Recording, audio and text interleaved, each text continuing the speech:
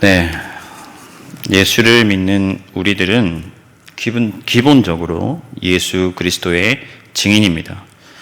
예수의 말씀과 예수의 삶을 목격한 자로서 예수님을 변호하고 또 그분이 전파하신 진리를 세상 가운데 제시하는 자들입니다.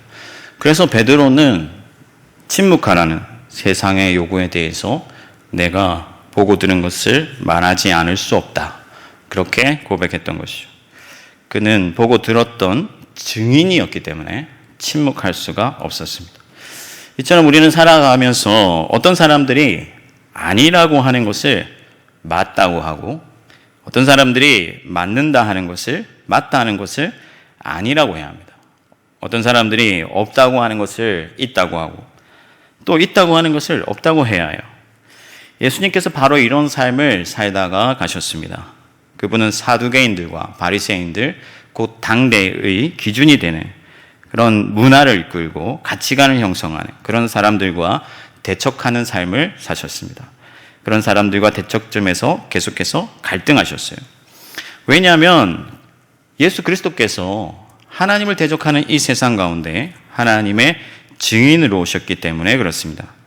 마찬가지로 우리도 세상 속에 세상 사람들과 어울려 살아가고 있지만 그들과는 결이 다르고 방향이 다르다는 거예요.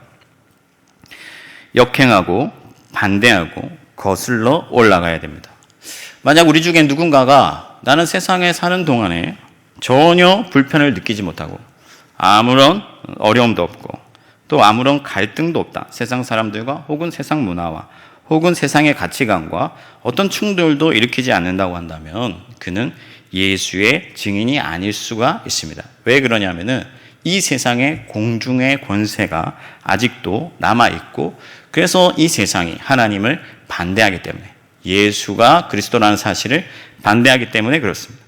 그러므로 증인으로 산다는 것은 단언컨대 몹시 피곤한 일이에요. 불편한 일입니다.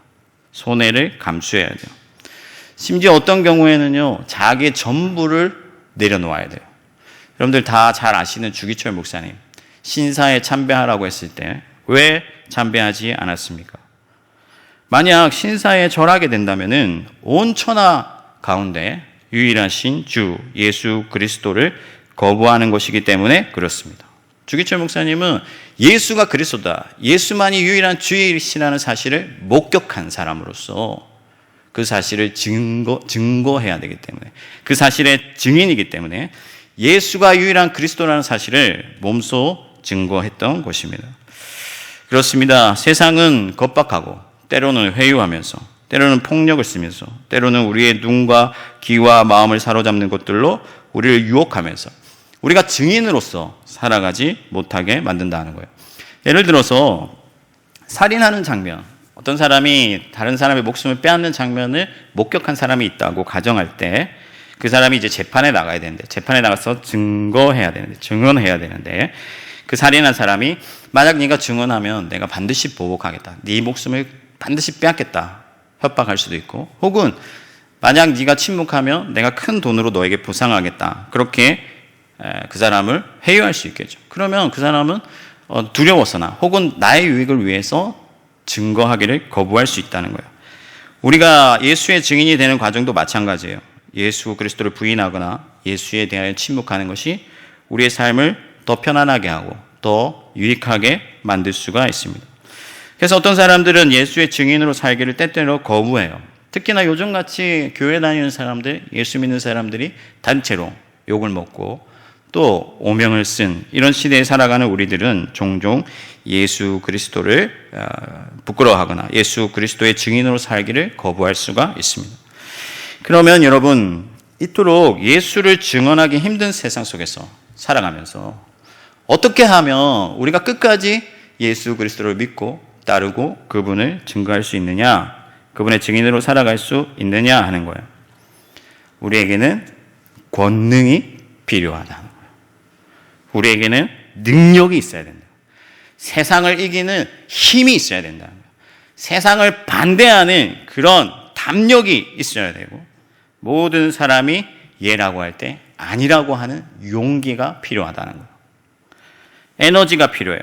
그렇지 않으면 밀리고 넘어지고 침묵하게 됩니다. 중요한 것은 그 권능, 그 능력을 어디서 얻을 수 있느냐 하는 거겠죠. 우리에게 권능이 반드시 필요한데 그것을 어디서 얻을 수 있느냐? 오늘 예수 그리스도께서 말씀하십니다. 오직 너희에게 성령이 임하시며 너희가 권능을 받고, 오직 성령이 우리 가운데 임하시면 우리가 능력을 받는다 하는 거예요. 성령이 오셔야 하고 우리가 성령을 받아야 합니다. 근데 원래 성경에는 오직이라는 단어는 없습니다. 원문에는 오직이라는 단어는 없어요. 뭐 놀라실지 모르겠지만 우리가 오직 믿음 이렇게 얘기를 하는데 성경에는 오직 믿음이라는 단어도 없습니다. 그렇다면 여기서 왜 번역가가 오직이라는 단어를 삽입을 했느냐? 이유가 있어요.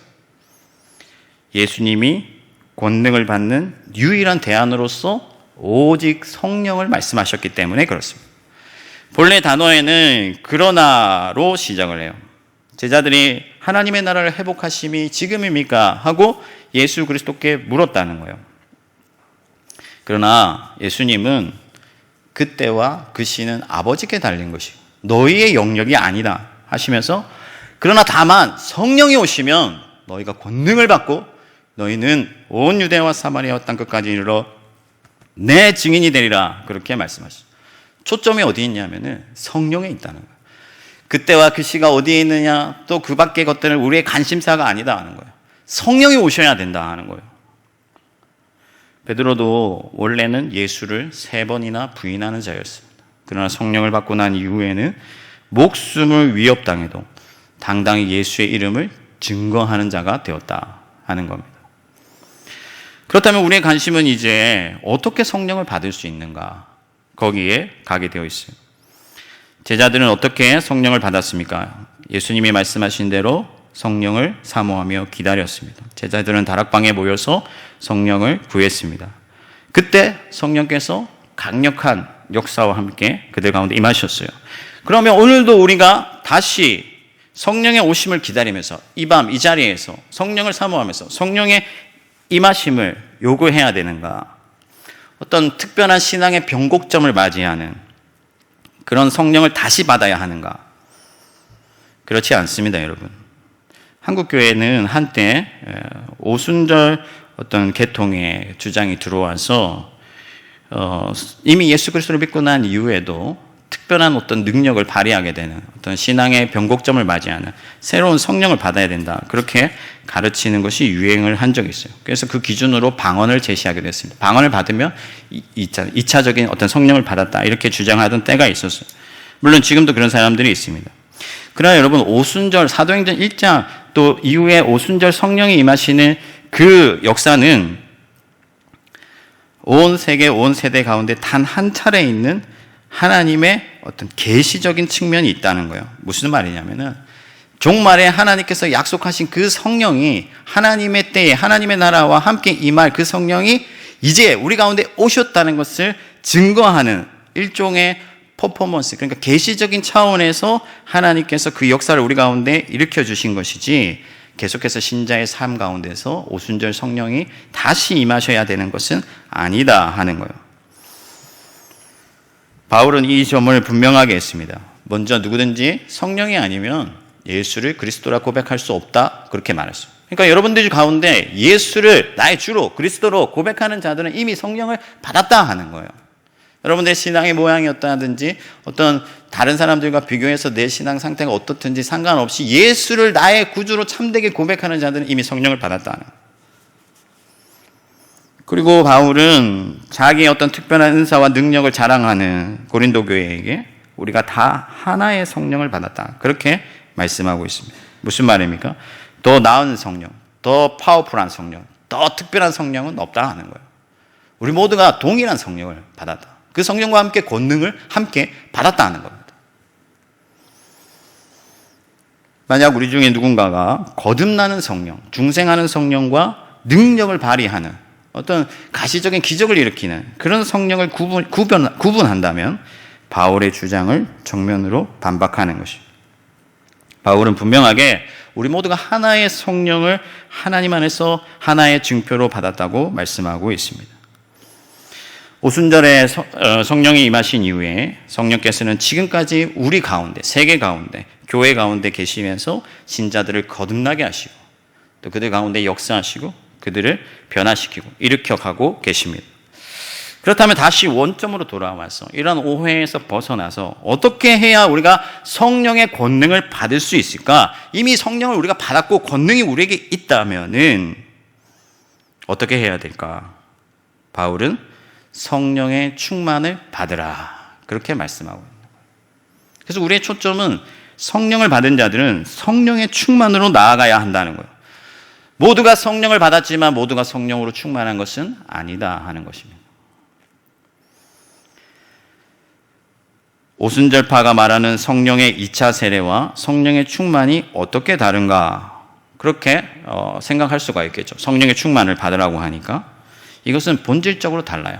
오순절 계통의 어떤 2차 세례, 새롭게 받는 그 성령은 어디에 초점이 있냐면은 능력에 초점이 있어요. 방언하고 기적을 일으키고 나의 감정이 변하고 정서가 변하고 어떤 가시적인 어떤 현상에 초점이 있어요. 그러나 성령의 충만은 결코 외적으로 드러나는 어떤 가시적인 현상이나 능력에 초점이 있다 하는 것이 있지 않다 하는 거예요. 그러면 성령의 충만의 초점은 어디에 있느냐? 바로 성령 하나님 그분께 있다 하는 거예요. 여러분, 성령 하나님은 삼위 하나님 가운데 한 분인 것을 믿으시기 바랍니다. 성령님은 인격을 가지신 하나님이시다 하는 거예요. 그래서 여러분, 그분이, 성령이 내 안에 충만하다, 내 안에 가득하다 하는 말은 어떤 의미인가? 예를 들면요, 여러분, 민수라는 남자와 영이라는 자매가 있을 때 민수가 어느 날 친구에게 이렇게 말하는 거예요. 요즘 내 마음에는 영이가 가득해, 이렇게 말하는 거예요. 무슨 말입니까? 영이라는 그 자매가 내 마음을 사로잡았다는 거예요. 나를 항상 영에게로 이끌어가고 영이를 생각나게 하고 영이를 위해서 살게 한다는 거예요. 그게 영이가 내 안에 가득하다는 의미예요. 성령 하나님은 물질이 아니고 수단이 아니고 능력이 아니고 인격이시기 때문에 그분이 내 안에 충만하다, 내 안에 가득하다 하는 것은 내가 그분으로 인하여서 기뻐하고 그분으로 인하여서 다스림을 받는 그런 상태를 말한다 하는 거예요. 그러니까 인격적인 돈독함에 의하여서 그분의 이끌림을 받는 상태를 성령의 충만한 상태라고 말한다는 거예요. 그래서 바울이 술 취함과 성령 충만을 비견하고 있거든요. 그러니까 술 취하지 말라, 오직 성령의 충만을 받으라, 그렇게 말씀하잖아요. 여러분, 예전에 TV에 CF 가운데 그런 걸 본 적이 있으신지 모르겠는데 버스를 탔는데 이 시루떡 있잖아요. 큰 시루떡이 이렇게 잠을 자고 있는 거예요. 버스에서 이렇게 막 졸고 있는 거예요. 그러면서 이제 광고 카피가 뭐라고 나오냐면은 떡은 사람이 될 수 없지만 사람은 떡이 될 수 있습니다. 사람은 떡이 되는 거예요. 왜? 술을 취해가지고 술에 떡이 돼가지고 주체를 못하는 거죠. 술이 왜? 그 사람을 삼켜버린 거예요. 그 사람을 지배하고 조종하고 다스리는 거예요. 그게 술 취함이에요. 그 취함으로 나아가지 말고 성령의 충만으로 나아가라. 성령의 다스림을 받으라. 성령의 인격에 사로잡혀라 하는 말씀이다 하는 거예요. 우리가 두려움이 가득하다 하는 말은, 두려움이 충만하다 하는 말은 두려움에 압도당하여서 그 두려움이 내 삶을 이렇게 조종하는 그런 상태를 말하는 거죠. 마찬가지다 하는 거예요. 성령이 충만하다는 것은 우리 마음 전체가 성령의 어떤 지배에 스며들어서 온전히 그분의 지도와 이끌림을 받아 합당한 열매를 맺는 신자의 상태라고 하겠습니다. 이것이 하나님의 형상을 회복하는 것이고, 이것이 구원이고, 이것이 승리하는 삶이고, 하나님 나라 백성의 거룩한 삶이라 하겠습니다. 그러므로 성령의 충만은 어떤 외적인 은사나 기적이나 이적이나 혹은 능력을 발휘하는 그런 어떤 외적인 변화에 초점을 맞추지 말아야 되고, 성령의 충만은 하나님과의 관계에 초점을 맞춰야 된다는 거예요. 성령님과 관계가 돈독해지는 거예요. 깊어지는 거예요. 강하게 매이는 거예요. 그것이 바로 성령의 충만이다. 우리가 그 자리로 나아가야 한다는 것입니다. 지금과 같이 무기력해진 상태, 우리가 모일 수도 없고 우리가 함께 기도할 수도 없고 서로 격려할 수도 없는 이 상태 가운데서 우리를 유일하게 하나님 곁으로 이끌어 주실 분, 이 세상을 거슬러서 이기게 하실 분이 누구시냐? 바로 성령 하나님이시다 하는 것입니다. 그래서 우리는 오직 성령의 충만함으로 나아가야 될 줄 믿습니다. 물론 성령이 우리 안에 충만하면 어떤 외적인 기사가 일어납니다. 때로는 일어나지만 그것이 본질은 아니에요. 그것은 현상일 뿐이다 하는 거예요.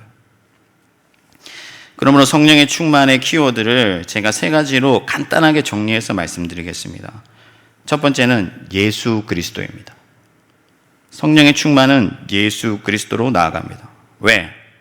그 성령께서 오직 예수 그리스도를 증거하는 분이시기 때문에 그렇습니다. 성령님은 예수의 영이고 아들의 영입니다. 성령께서 우리를 궁극적으로 이끌어 가시는 곳은 십자가에 달리신 예수 그리스도 앞이다 하는 거예요. 피 흘리시는 예수 그리스도를 보게 하는 것, 그 사랑을 확인케 하는 것, 그것이 바로 성령의 역할이다 하는 것입니다. 따라서 성령에 충만한 사람은 예수의 사람입니다. 예수의 은혜로 살고 예수의 은혜로 죽습니다. 예수 그리스도가 내 안에 삽니다. 그는 예수를 사모하고 예수께 충성하며 예수의 은혜 때문에 겸손하고 예수 때문에 심장이 역동하는 그런 사람이다 하는 것. 두 번째 성령 충만의 키워드는 말씀입니다. 성령은 말씀으로 역사하시며 말씀 가운데서 하나님을 증거하시는 하나님, 진리의 하나님이세요. 예전에 우리 선배님들은요, 말씀 사경회 같은 게 있으면은 막 감자, 고구마 삶아서 막 백리를 걸어 다녔죠. 지금은요, 부흥회 한다, 말씀 사경회 한다, 사람 모으기가 힘들어요. 교육자들고 늘 하는 일이 뭐냐면, 집사님 이번에 좀 참여하셔야죠. 말씀 좀 배우셔야죠. 성령에 충만한 사람들은요, 진리를 사모하게 되어 있어요. 왜? 성령께서 진리로 우리를 이기게 하시기 때문인 줄 믿습니다. 바울은 세월을 아끼라 그렇게 말하면서 지혜로운 자가 되어 하나님의 뜻을 분별하라 그렇게 말씀했어요. 여러분, 때가 악합니다. 때가 악하다는 것은 뭐냐면요, 이 세상이 하나님을 대적한다는 거예요. 반대한다는 거예요. 그래서 우리가 멍하니 있으면 우리의 시간들이, 우리의 세월들이 낭비된다는 거예요. 악으로 물든다는 겁니다. 죄가 스며든다는 거예요. 그래서 하나님의 말씀으로 무장해야 된다는 거예요. 그것이 세월을 아끼는 거예요. 그래서 말씀으로 빛 가운데 걸어갈 때 우리가 세월을, 시간을 아낄 수가 있는 것입니다. 아울러 성령에 충만한 자들은 말씀에 순종하고 말씀으로 충만하기 때문에 진리로 다듬어져서 성숙한 인격을 가지게 돼요. 예전에 그런 말 있지 않습니까? 부흥에 막 주여 주여 막 2시간 3시간 기도하다가 집에 돌아가는 길에 남의 밭에 가서 고추 따가고 막 그런 사람들이 있었다는 거예요. 그건 성령의 충만의 어떤 외적인 어떤 표징이 아니다 하는 겁니다. 성령의 충만한 자들은요, 말씀으로 충만하기 때문에 거짓말하지 않아요. 진실하고 도둑질 아니야. 탐욕을 부리지 않아요. 성령의 열매를 맺게 돼요. 그리스도의 장성한 분량에 이르게 될 줄 믿습니다. 마지막 성령의 충만의 키워드는요, 교통입니다. 성령은 우리를 하나 되게 하십니다. 예수 그리스도의 몸으로 연합시키시고 포도나무이신 그리스도께 우리를 접붙이시고 서로 품게 하시고 서로 용서하게 하시고 하나 될 수 없는 자들을 한 몸 되게 하시는 줄 믿습니다. 그래서 여러분, 초대교회 성령에 충만하게 임하니 어떤 역사가 일어났습니까? 내 소유를 내 것이라 주장하는 자가 없고 서로 통용하고 나누고 서로 사랑하고 서로 섬기며 모이기를 힘쓰고 한 마음이 되어 하나님을 찬미하였더라. 비록 우리가 비대면 상황에 있다고 할지라도 성령에 충만한 자들은 교회를 사랑하고 서로 돌아보고 서로를 섬기며 자기의 것을 기꺼이 나누는 자들인 줄 믿습니다. 이런 사람들이 바로 성령에 충만한 사람들이다 하는 거예요. 방언하고 뭐 기적을 일으키고 예언하고 이런 것들은 현상일 뿐이지 본질은 아니다는 것입니다. 그러면 우리는 어떻게 이러한 성령의 충만함으로 나아갈 수 있습니까? 이것이 핵심입니다. 앞서 언급한 것처럼 성령의 충만은 성령님과의 인격적인 돈독함입니다. 그러므로 성령에 충만하려면 그분을 사모해야 돼요. 그분을 간절히 원해야 돼요. 갈망해야 돼요. 내 안에 계신 그 성령이 나를 사로잡아 주시도록, 나와 늘 동행하시도록 그분을 간절히 기다리고 기대해요. 예수님은 성령을 구하는 자에게 하나님이 좋은 것을 주시지 않겠느냐, 그렇게 좋은 것을 구하는 자에게 성령을 주시지 않겠느냐, 그렇게 말씀하셔요. 하나님은 주시는 분이시죠. 주시는 분이 아니라 그분이 더 주기를 원하세요. 우리가 모든 것들을 구하고 많은 것들을 구하면서 성령의 충만을 구하지 아니한다면 그 기도는 위선적이다. 하나님께서 각 사람에게 소원을 주셔서 일하시는데 그 소원의 뿌리는 성령을 소원하는 거예요. 그래서 그 성령께서 우리 안에서 선하신 소원들을 일으키셔서 하나님의 역사를 일으켜 가신다 하는 것입니다. 특히 여러분, 성령은 교통하게 하는 하나님이기 때문에 공동체가 중요해요. 혼자서, 여러분 요즘 개인주의가 심화되고 코로나19가 유행하니까 혼자서 신앙생활을 하겠다, 개인적으로 신앙생활을 하겠다 하는 분들이 많아졌어요. 그러나 여러분, 성령께서는 우리가 함께 모일 때, 함께 기도할 때, 함께 격려할 때 우리 가운데 강하게 찾아오시는 분이심을 믿습니다. 그러므로 교회가 하나 되어 성령을 간구하고 서로 깊이 교통할 때 우리는 함께 충만하게 되는 것입니다. 말씀을 정리하겠습니다. 여러분, 성령이 없으면 우리는 하나님을 기뻐하는 마음을 빼앗기고 하나님의 열매를 맺지도 못하고 하나님의 영광을 전파하는 그 사명도 완수할 수가 없습니다. 성령이 없으면 우리는 열매 없는 무화과 나무예요. 죽은 것과 같습니다. 살아있는 것처럼 보이지만 죽었다 하는 거예요. 죽은 자는 말이 없죠. 그러면 증거할 수가 없고 증인으로 살아갈 수가 없습니다. 그래서 예수 그리스도께서 성령과 함께 우리 가운데 권능을 주시겠다 약속하셨어요. 우리는 약한 자들이 아닙니다. 이미 우리 가운데 성령이 오셨다는 거예요. 우리는 강한 자들이요, 이기는 자들이요, 충만한 자들이요. 그러므로 여러분, 간절히 성령의 충만을 구하시기 바랍니다.